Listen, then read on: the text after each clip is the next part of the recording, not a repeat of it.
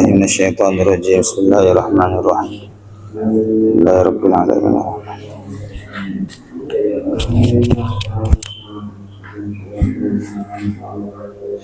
Bismillahirrahmanirrahim. Alhamdulillahirabbil alamin. Allahumma shalli ala sayyidina wa maulana Muhammadin wa ala alihi wa sahbihi ajmain. Far'un utawi iki iku cabang suci. Lawi ightasala lamun adus sapa wong li janabatin krana junub wa nahwi jum'atin lan sakpadane sholat Jumat. Kalau ada orang mandi, entah itu mandi wajib atau mandi untuk melaksanakan sholat Jumat, biniyatihima kelawan niat junub lan sholat Jumat, hasola mongko hasil apa junub lan niat Jumat. Jadi malam Jumatnya dia punya hadas, kemudian habis subuh dia mandi. Jadi subuh Jumat dia mandi. Niatnya nawaitul husla li raf'il hadasil akbar, nawaitul husla li adai fardhu Jum'ah. Niatnya dua. Mandinya satu, niatnya dua. Sekalian saya mau mandi junub, pas banget sekarang Jumat. Sekali aja mandinya hasola mongko hasil opo jinabah lan Jumat. Wa ingkana lan senejan ono opo al afdalu kang luwih utama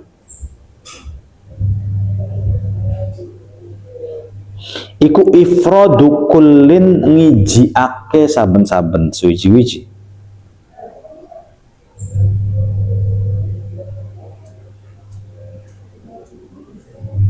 Yuhuslin kelawan adus auli ahadima atawa marang salah sijine jinabah lan Jumat.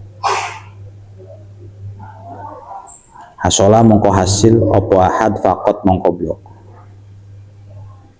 Boleh nggak digabung kayak gitu? Satu mandi niatnya dua, mandi Jumat, mandi junub plus mandi Jumat. Hasola boleh. Wa ingkanal afdalu ifradu, meskipun sebenarnya yang paling utama itu satu-satu. Mandi junub dulu, mungkin andukan, lalu mandi lagi untuk melaksanakan sholat Jumat. Atau mandi satu untuk salah satu niat deh. Kita mandi habis subuh pada hari Jumat itu mandi apa? Mandi junub atau mandi Jumat? Junub saja, Jumat saja. Itu sebenarnya yang harus junub walau ahdatha. Dan lamun hadas sapa wong summa ajnaba nuli junub sapa wong,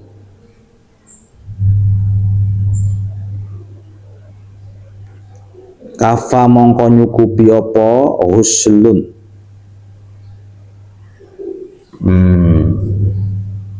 adus wahidun kang siji.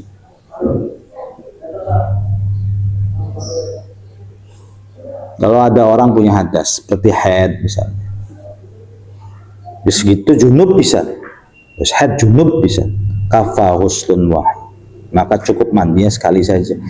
Atau lau ahdatsa summa ajnaba, apabila ada orang punya hadas besar, kemudian setelah itu junub lagi, lalu junub lagi.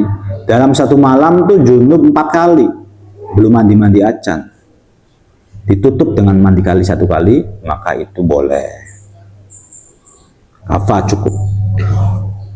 Wa illam yanwi lan senajan ora niat sapa wong mahu sartane husl apa al wudu ing wudu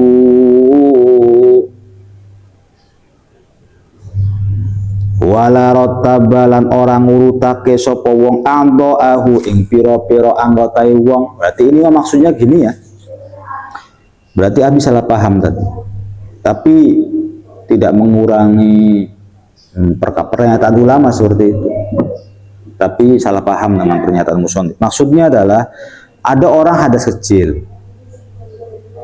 terus junub. Maksudnya ada orang nggak punya wudhu seperti kita lah, lalu junub, maka cukup mandi saja sekali, gitu. Mandi sekali, meskipun dia tidak meniatkan wudhu. Jadi mandi sekali meskipun dia tidak meniatkan wudhu. Wala rattaba a'dha'ahu, dan dia tidak tertib, nggak muka dulu, lalu tangan dulu, nggak begitu. Tapi cukup dengan mandi saja, itu sudah menghilangkan hadas besar dan hadas kecil. Far'un utawi ki kuwi pang-pang suwiji susanu dan sunahake lu junubin kadue wong kang junub wa haidin lan wong kang haid wa nufasaa lan pira-pira wong kang nifas ba'dang kita idamihima ing dalem sakwise suciye. Gimana ya, ing kita idam itu artinya untuk para perempuan itu suci. Ya Allah, HP mana mbak-mbak tuh?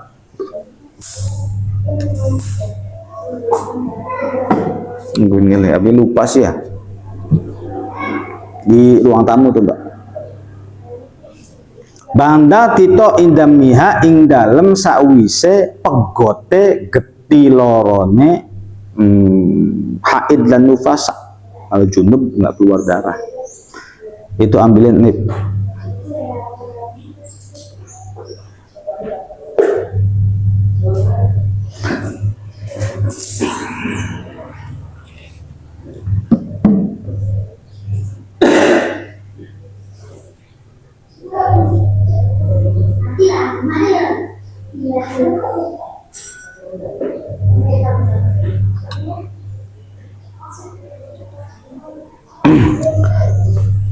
Apa ghuslu farjin, basuh farji, wa wudu'un, ya harusnya wa wudu'un lan wudu, linaumin krono turu, wa aklin lan mangan, wa syurbin lan minum, disunahkan. Nah ini bagi orang yang junub, bagi orang junub, bagi orang yang haid, bagi orang yang lagi nifas perempuan. Kalau junub laki-laki aja, haid dan nifas itu bisa laki-laki, bisa perempuan, mustarok. Ba'dang kita idamiha ghuslu farjin. Apa saja yang disunahkan bagi orang yang junub, bagi orang yang haid, bagi orang yang nifas setelah suci. Nah, bahasa Arabnya suci itu ingkita udam. Begitu.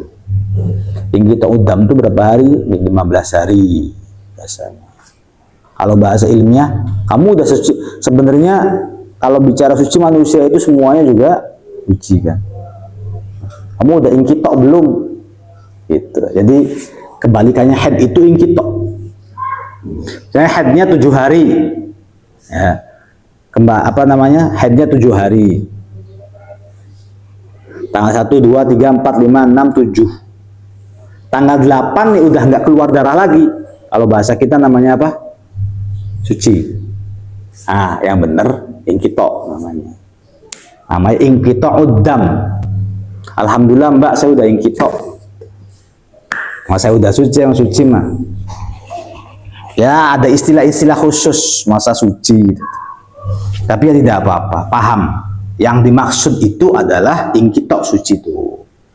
Jadi kalau orang yang junub, orang yang haid dan orang yang nifas itu udah suci, ya, maka disunahkan ghuslu farjin, disunahkan untuk membasuh kemaluan. Lalu wa wudu'un, disunahkan wudu kalau mau tidur, mau makan, mau minum. Berarti yang ngaji sekarang, yang sholat sekarang tuh mau minum wudu dulu sunnah, mau makan wudu dulu sunnah. Tapi itu tidak berlaku bagi orang yang haid, ya, junub ya. Sunnah wudunya tuh, orang yang junub dalam keadaan wudu suci gak suci jadinya, nggak punya hadas kecil, tapi punya hadas besar. Ngomongin gitu ya. Contoh misalnya kita dalam keadaan junub, terus kita wudu, dapat pahala wudunya nggak? Dapat pahala wudu. Kita punya hadas kecil nggak? Nggak punya hadas kecil, tapi punya hadas besar. Kita punya hadas besar tapi nggak punya hadas kecil gitu loh. Gitu. Karena apa? Kita wudhu. Nah, tapi berkali-kali wudhu untuk melaksanakan sebuah kesunahan nanti tidak sunnah wudhunya. Mau makan wudhu, mau minum wudhu, mau tidur wudhu, mau apa-apa wudhu tuh, itu hanya berlaku orang yang sudah ingkitop dan orang yang normal laki-laki lah, tidak junub. Wa yukrahu lan den makruhake apa fi'lu syai'in nglakoni suwiji-wiji min dalika saking mengkon-konon naumun ila akhirih bila wudu'in kelawan tanpa wudu. Tapi ngelakuin semua itu ya, tidur, kemudian makan, minum, min dalika bila wudu, tanpa wudu itu dimakruhkan. Wayam bagilan sayakjo. Wayam bagilan sayakjo opo alla yuzilu nyento orang ngilangake sopo siapa ini kaum. Di sini ada domir rujuk ke mana? Oh, junub, haid, nufasa. Qoblal husli ing dalem adus sya'ran ing rambut au zufran atawa kuku.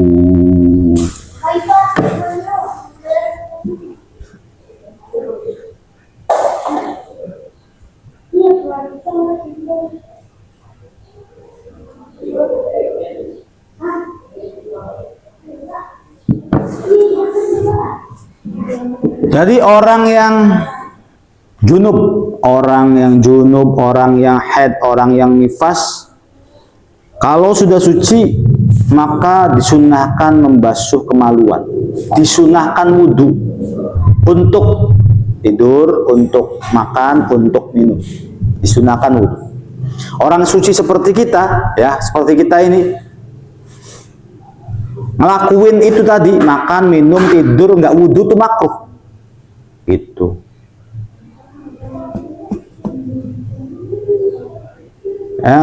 Tahu begini ya di pondok tapi belum pernah lakon.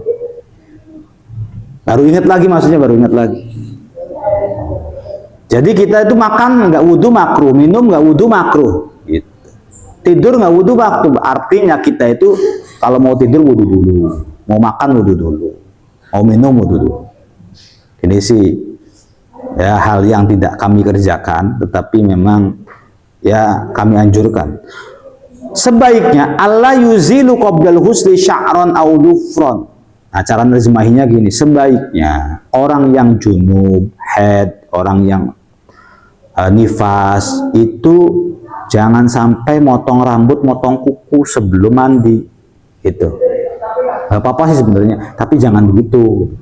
Kata kita Fathul Mu'in, ya, jangan sampai motong rambut, bukan motong, menghilangkan rambut, menghilangkan kuku. Kita potong rambut, nah, potong kukunya jangan sampai izalah, jangan sampai kita hilangin. Dan makanya orang-orang NU banyak yang kadang-kadang begitu tuh, rambut dibungkus pakai apa, karena emang imbiro begitu tuh, dianjurkan. Yang bagi Allah yuzilu qoblal husli sya'ran au dhufran wa kadza daman bi anna dzalika yuraddu fil akhirah junuban. Ya, ini mengikuti pernyataan daripada Imam Ghazali. Begitu juga jangan ngilangin darah sembarangan. Darahnya tuh digimanain enaknya. Darah kan najis. Darah kan najis kalau dikonsumsi. Di anna dzalika, karena ya namanya izalah, membuang rambut, membuang kuku, membuang darah gitu loh. Yuraddu fil akhirah, dan balikake opo zalik fil akhirati, dalam akhirat junuban halil junub.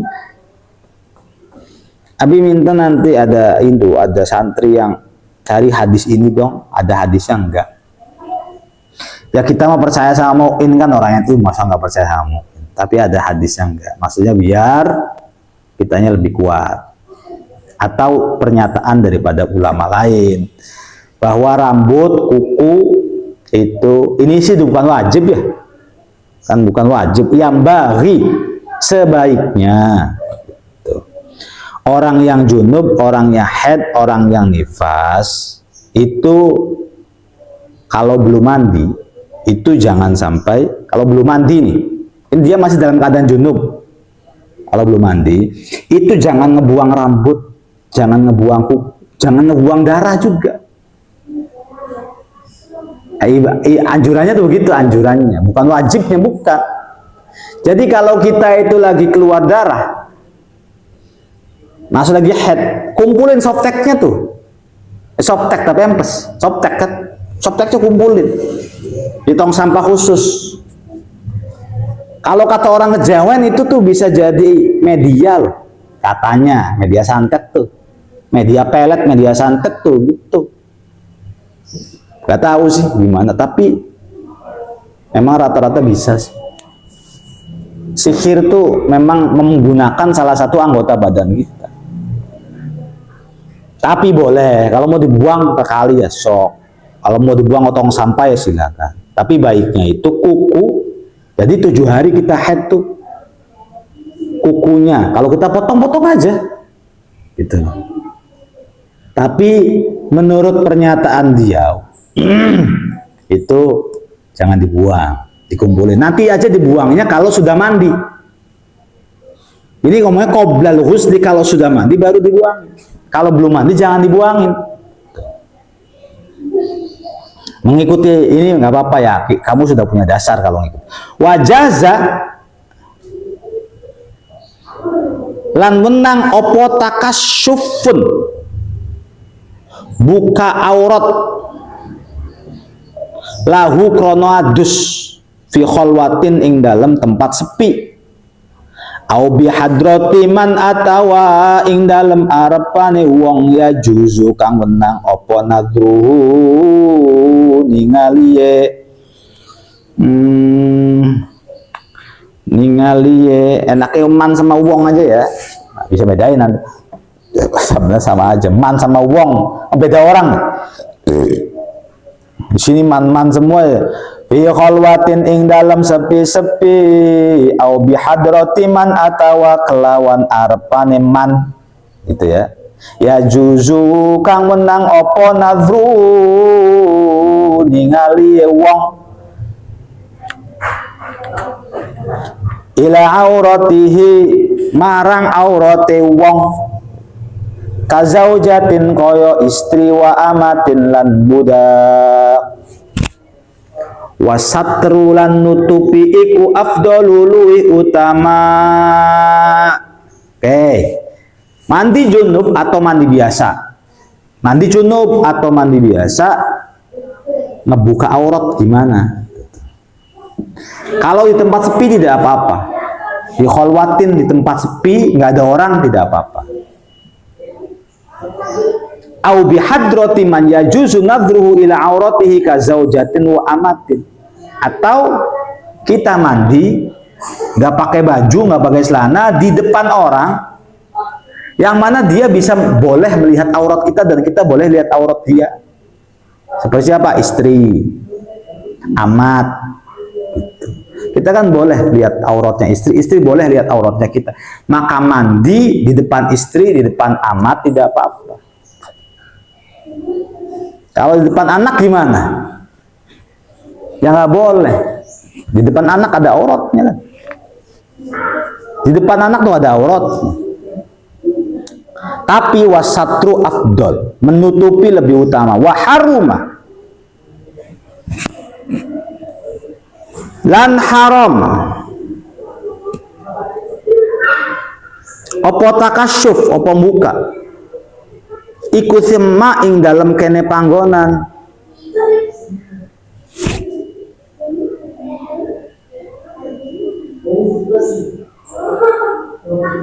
iku sama ing dalam kene panggonan. Dari tadi belum mungkin nungguin kita tadinya.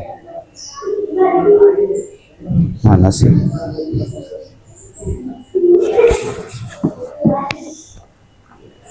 Ingkana lamun ono iku sama ing dalam sama itu zorof ya. Ing dalam kene panggonan kan dorof di nahwunya juga ada sama.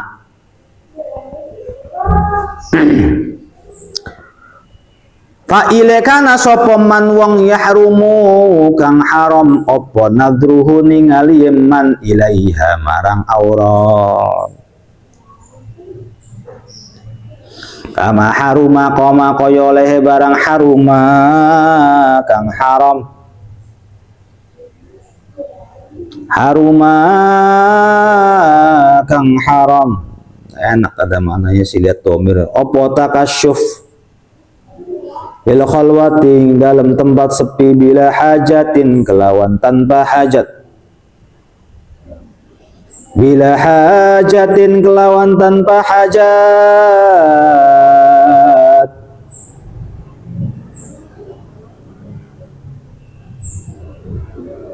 Dan membuka aurat itu haram. Dalam hal ini di sini membuka aurat haram kepada orang yang haram melihatnya. Nah, itu begitu ya. Begitu aja maksudnya.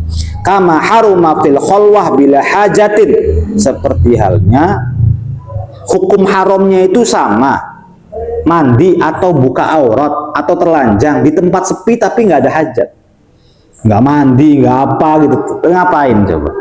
Mandi nggak, salin nggak, di tempat khalwah. Khalwah itu tempat sepi. Nah, bahasa Arabnya sepi itu khalwah, bahasa Arabnya pacaran itu juga khalwah. Paham ya maksudnya? Pacaran itu bahasa Arabnya khalwah. Pakai begini 10 saya sama. Apa artinya? Bersepi-sepian antara dua orang di WhatsApp.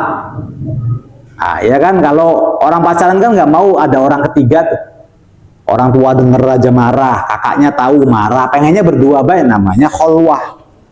Sepi namanya, pengennya tuh dia berdua saja. Makanya pacaran itu bahasa Arabnya khalwah.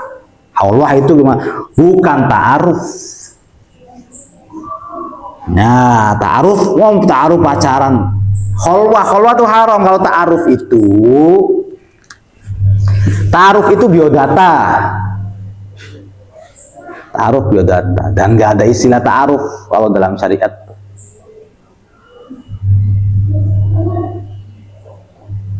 Ta'aruf itu ta'arrofa ya ta'arrofu ta'arufan, cuman Abi lihat di kitab apa kalau ta'aruf itu. Barangkali kaminya belum lihat banyak kitab, dan barangkali ada. Tapi ta'aruf itu sepertinya sih nggak pernah diajarin di pondok kayak. Baru keluar pondok ada istilah-istilah dari kaum sebelah, ta'aruf gitu loh. Ta'aruf, terus cari di Google, di kitab apa ta'aruf, belum ketemu kan. Tapi banyak istilah ta'aruf adalah, tapi pengen lihat kitabnya apa sih ta'aruf tuh, langka, nggak ada dulu nyarinya. Terus nakon neng guru, Pak Ustadz, kalau Pak Musidin, Pak Ustadz, kalau ta'aruf tuh ada nggak dalam Qur'annya atau hadisnya? Yang nggak tahu, apa juga nggak pernah lihat, Bos. Barangkali ada yang nggak tahu, nggak pernah lihat. Coba tanya sama kiai, ya belenakan kan nanya sama kiai. Tapi nggak ada istilah khalwah itu dosa. Jadi arti khalwah itu adalah tempat sepi. Fil khalwati, dalam tempat sepi, bila hajatnya kelawan tanpa hajat. Jadi kita keleleran, telanjang tanpa ada hajat, itu hukumnya haram. Wa halalan halal opo takasyuf, ya.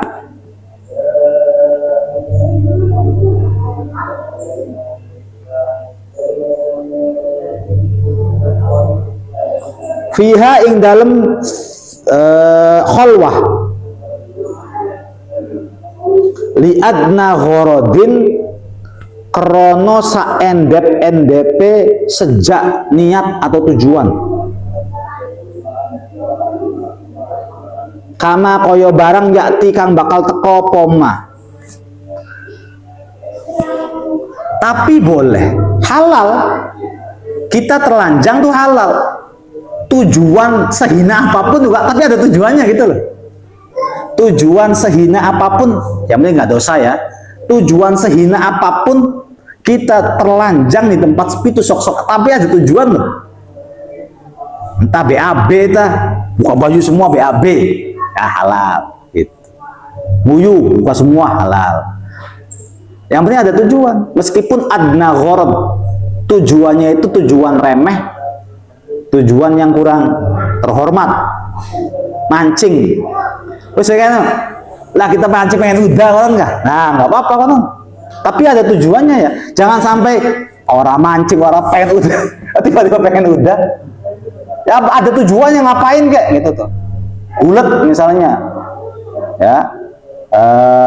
Namanya apa bahasa Arabnya berantem tuh namanya, ya Allah, berantem berdua, dong. Nah itu nggak apa-apa, buka baju, tapi jangan sampai tidak ada tujuan. Sok adnal gharad juga nggak apa-apa, tujuan paling rendah juga nggak apa-apa. Wasaniha utawi kaping lorone syurut aitsani syurutis sholati tegese kaping pindone piro-piro syarat sholat iku toharatu badanin, suci badan. Syarat kedua, syarat sholat kedua adalah badannya harus suci. Wamin hulan iku setengah saking badan dakhilul fami utawi jerone cangkem, wal anfi lan jerone irung, wal ainaini lan jerone mata loro. Termasuk badan ya harus suci. Kalau mau sholat harus apa? Harus suci. Suci apanya? Suci badannya. Badan itu apa aja? Semua. Dalemannya mulut juga badan, dalemannya hidung juga badan, dalemannya mata juga termasuk badan. Begitu. Wa taharatu malbusin, wawunya antarkan wa malbusin ya. Kan ada wa malbusin. Kalau atof tuh begitu. Di antara wawu dan malbusnya ada toharoh lagi. Seakan-akan takriru tahar. Toharohnya diulang 2 kali. Jadi maknanya yang bagus wa malbusin lan suci pakaian.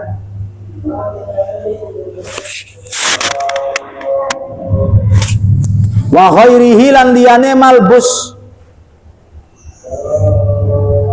Mingkulli mahmulin saking saben-saben perkara kang den gawa lahu kaduwe wong.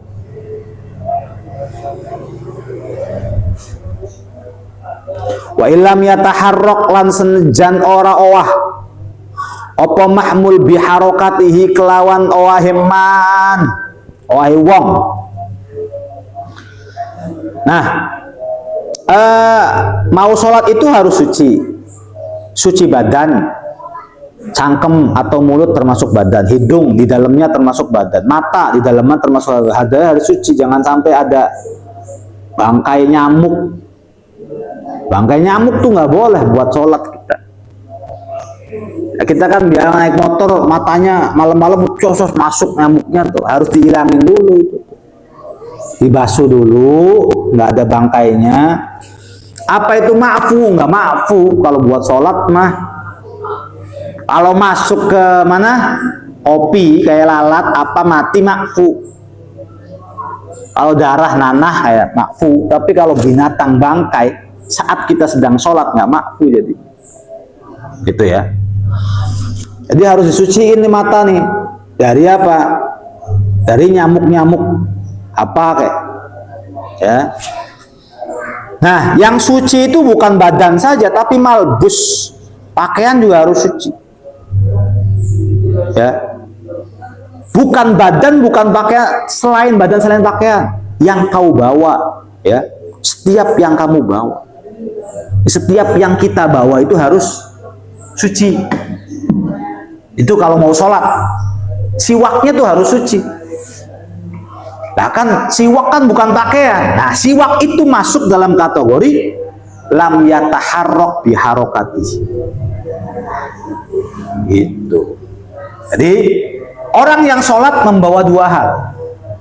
Membawa sesuatu yang bergerak karena dianya bergerak. Membawa sesuatu yang bergerak meskipun dianya nggak bergerak, nggak ikutan. Sorban diikat di sini, maka hukumnya sorban itu ya taharrokahu bitaharruki musolli. Sorban itu akan bergerak sesuai dengan gerakan orang yang sholat gitu. Ikutan kan ke atas ke bawah kita. Ini nih sorban. Cincin jam tangan itu ya taharroku biharokatil musolli. Tapi siwak atau imriti itu kan bisa gini, siwak yang kita taruh di depan ketika sujud, kan kita mau sholat nih, ada siwak taruh, ada imriti ditaruh depan, berarti kan dia nggak ikutan sholat sama kita. Nah itunya aja tuh harus suci, paham ya? Itunya tuh harus suci tuh. Apalagi cincin, akik, kemudian gelang apa harus suci itu jelas. Jadi maksud daripada wa ghairihi min kulli mahmulin, selain badan, selain baju, yakni setiap yang dibawa oleh dia, meskipun dia membawa sesuatu yang bergerak, yang tidak bergerak dengan gerakannya. Penjelasannya gitulah maksudnya. Meskipun dia bawa pulpen yang ditaruh, meskipun dia bawa masker, kan masker nih, mau sholat pakai masker, oh ya tutup, buka maskernya, taruh, maskernya aja tuh harus suci, paham ya? Maskernya, meskipun maskernya nggak dibawa sholat, nggak digeletakkan masker, tapi maskernya itu diletakkan oleh kita di tempat di mana orang-orang sholat di situ, di masjid tajuk kan. Maka jam tangan yang yataharroku biharokatihi harus suci. Siwak lam yataharrok biharokatihi enggak harus suci. Wallahu a'lam.